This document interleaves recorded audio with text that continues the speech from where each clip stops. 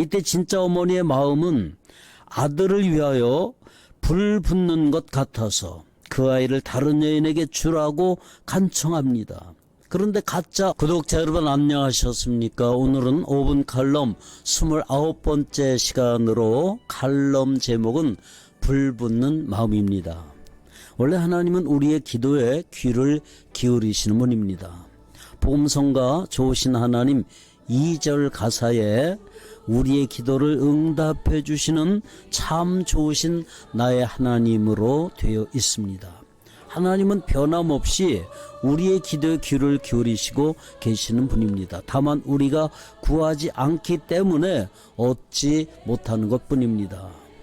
다윗은 나의 심정을 헤아려 주소서라고 기도했는데 간절한 그의 심령 상태를 보여주고 있습니다. 중언부언하면서 나의 심정을 헤아려 달라고 말하기는 어려울 것입니다. 여러분 무엇에든지 간절해 보셨나요? 우리 심령이 민감해야 합니다. 다른 말로는 감수성이 예민해야 합니다.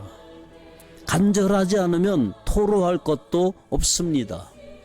이별의 아픔도 간절해야 시와 노래로 나올 수 있습니다. 사랑도 간절해야 아픔도 느끼고 기쁨도 누릴 수 있습니다. 내 심령 상태가 간절해야 탄식이 나오든지 기도가 나오든지 할 수 있습니다. 술에 술 탄 듯 물에 물 탄 듯 하면 감동 자체가 없으니 몸이 건조한 삶을 살게 되는 것입니다. 한나는 엘가나라고 하는 사람의 첫 번째 아내입니다. 아들이 없음을 탄식하다가 성전으로 달려갔습니다. 마음이 동하여 그 심정을 한참 동안 하나님께 부르짖었습니다. 엘리 제사장에게 술 취한 듯 보였을 정도로 통곡하며 기도했다고 했습니다. 엘가나의 또 다른 아내 브닌나는 아들이 있었는데 한나는 아들이 없기에 브닌나로부터 멸시를 당했습니다. 그러니 얼마나 절박한 심정으로 매달렸겠습니까? 그래서 하나님이 그 심정을 헤아려 보시고 아들을 주셨으니 그 이름이 바로 대선지자 사무엘이었습니다.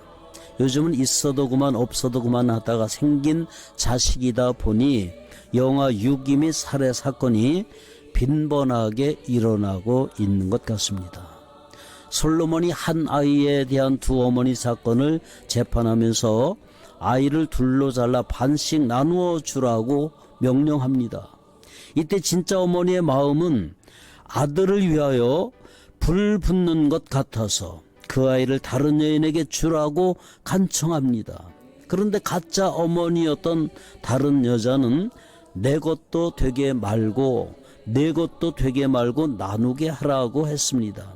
솔로몬은 아들을 향해 불 붙는 것 같은 마음을 가진 여인이 진짜 어머니임을 분별하고 명재판을 이루어낸 것입니다. 참 부모는 자식을 향한 불 붙는 것 같은 심정을 지니고 있습니다.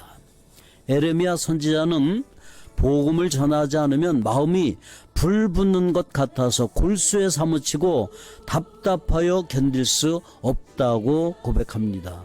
참 선지자의 모습입니다. 선교사님들이 이런 심정을 가지고 있기에 경제적 어려움과 생명의 위협이 있음에도 불구하고 선교지로 달려가는 것입니다. 불쌍한 사람을 볼 때도 심정이 동하지 않으면 1,000원짜리 한 장도 건네지 못합니다. 동병상련이라는 사자성어가 있듯이 같은 아픔을 겪어본 사람끼리는 심정이 통한다는 것입니다. 고난을 많이 겪은 사람일수록 남을 위로하고 권면할 때 영향력이 훨씬 클 것입니다. 성도들이 가장 원하는 영적 소원은 아마 성령 충만일 것입니다. 여러분도 성령 충만하기를 원하십니까? 그러면 먼저 심령이 동해야 합니다. 그런 훈련을 하십시오.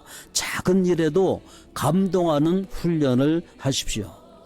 성령님은 마음그릇이 잘 움직이는 감동의 물결이 일어나는 연못 같은 심령을 가진 사람을 사용하십니다.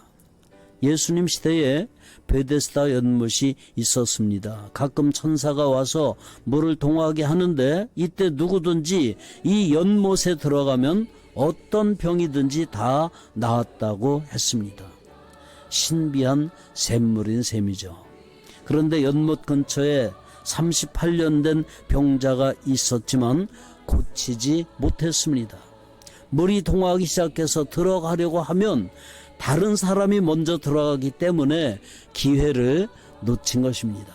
여러분, 과연 이 물이 동하는 베데스다 연못은 무엇을 의미하는 것일까요? 이 환자는 연못에 들어가지 못해서 38년 동안 자기 병을 고치지는 못했지만 예수님을 만나자마자 고침을 받았습니다. 주제는 연못이 아니었습니다. 아마 연못을 강조했더라면 기독교도 기복종교에 지나지 않았을 것이고 교회마다 강단 옆에 신비한 연못을 만들어 활용했을 것입니다. 베데스다 연못에 물이 동했다는 것은 우리 마음의 연못에 성령의 파동이 일어나 감동의 물결이 일어나는 것을 의미합니다. 그러니까 예수님은 우리 각자의 심령에 베데스다 연못을 만들어 두었다는 것을 의미합니다. 여러분의 마음속에 이미 신비한 연못이 다 있습니다. 성령의 감동으로 물결이 일어나게 하십시오. 간절한 마음으로 사모하십시오. 성령의 감동이 쓰나미처럼 일어나게 해달라고 간구하십시오. 그리고 그 감동의 물결에 여러분의 몸을 맡기십시오. 그러면 어떤 병이든지 어떤 문제든지 치료되고 해결될 줄 믿습니다. 하나님은 지금도 우리 마음에서 일어나는 감동의 물결을 체크하고 계십니다. 성령이 역사하도록 마음의 문을 활짝 열고 기대하십시오. 그리고 내 심정을 헤아려 달라고 간구하면서 응답받는 여러분 되시기를 주님의 이름으로 축복합니다. 샬롬.